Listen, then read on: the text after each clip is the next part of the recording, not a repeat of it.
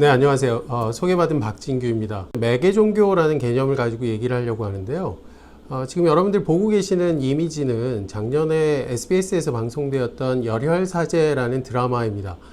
한국의 3대 종교, 가톨릭, 개신교, 그리고 불교 이 3대 종교가 텔레비전 드라마의 한 프레임 안에 들어와 있다는 게 굉장히 흥미로운데요. 미디어와 종교의 만남이라는 것을 잘 보여주는 하나의 이미지가 될 것 같습니다.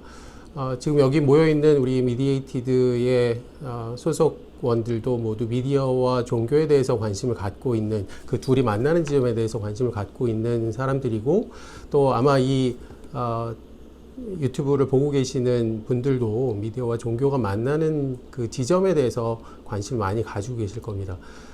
그런데 사실 이렇게 미디어와 종교라는 두 개의 독립된 영역이 서로 만나는 지점이 뭐가 있을까라고 궁금해 하실 수 있는데, 사실 우리가 잘 들여다보면 굉장히 흥미로운 그런 지점들이 많고요. 그리고 아주 다양하게 두 영역이 만나고 있다는 것을 우리가 알 수 있습니다.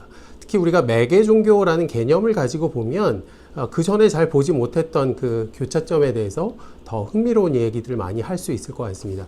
그래서 오늘 저는 매개 종교라는 그런 개념을 가지고 우리에게 어떤 유익을 줄 수 있는지 한 두 가지 차원으로 나누어서 생각을 해보려고 합니다. 자, 첫 번째는요, 우리가 개신교인들이 많이 하는 얘기인데요. 미디어가 우리 개신교를 굉장히 부정적으로 보고 있다, 비판적으로 보고 있다라고 얘기를 하죠. 그러면서 우리는 굉장히 억울해하는 게 사실인 것 같습니다. 왜 미디어가 우리 개신교를 이렇게 잘 이해하지 못하고 있지? 또 이렇게 일부러 왜곡하는 것은 아니야? 라는 그런 접근들을 보통 하게 되는데요. 우리가 매개 종교라는 개념을 가지고 본다면 조금 새로운 그런 접근을 가지고 이 현상을 이해해 볼 수가 있는 것이죠. 사실 미디어가 개신교를 비판적으로 보고 있다는 것은 틀린 것은 아닌 것 같습니다. 사실이에요. 제가 연구했던 것을 보면 일간신문의 종교면이라고 일주일에 한 번씩 나오는데, 그 종교면은 굉장히 호의적인 기사들을 많이 발굴해서 보여주고 긍정적인 톤의 기사들을 많이 쓰고 있는 특징을 가지고 있어요.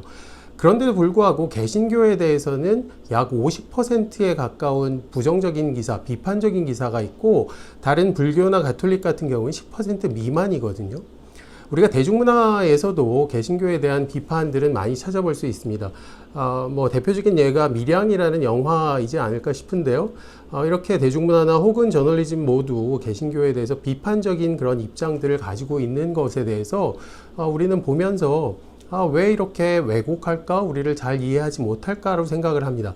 그러나 우리가 매개 종교라는 개념을 가지고 얘기를 하면 제도 종교와 매개 종교를 분리해서 생각해 볼 수 있는 그런 가능성이 생기는 겁니다.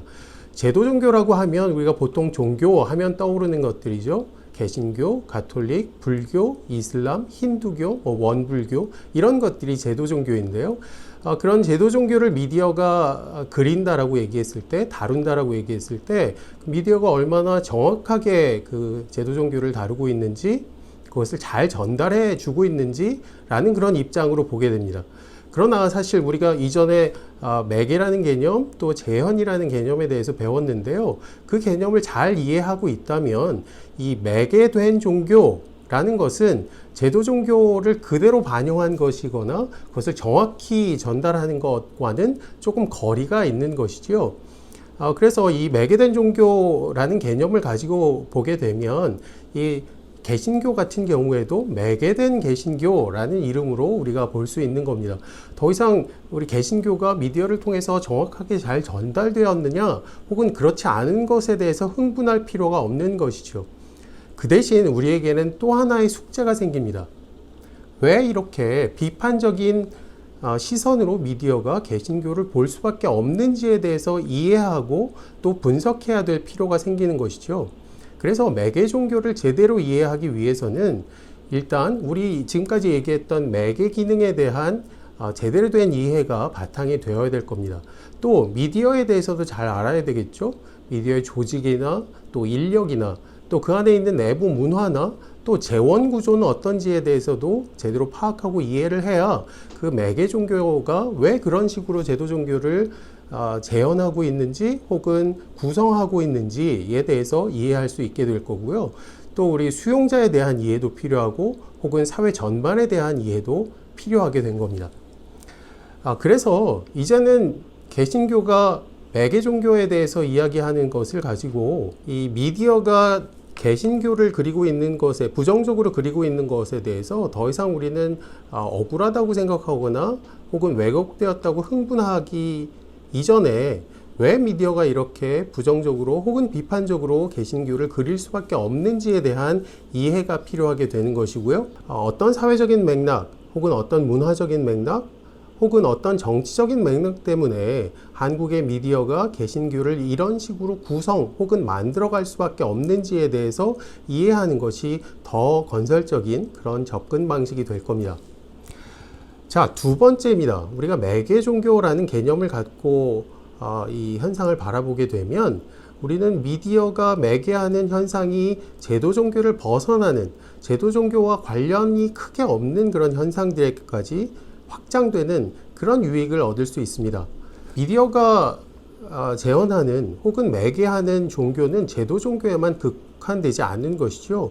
더 넓은, 더 확장된 그런 흥미로운 현상들을 많이 매개를 하고 있습니다. 여러분 아마 기억하실 텐데요. 엑스파일이라고 이 외계인의 존재가 있느냐 없느냐를 가지고 굉장히 흥미롭게 드라마로 만들었던 픽션물을 기억을 하실 겁니다. 또 슈퍼내추럴이라는 미드도 있었죠. 초월적인 존재에 대해서 다루고 있고요.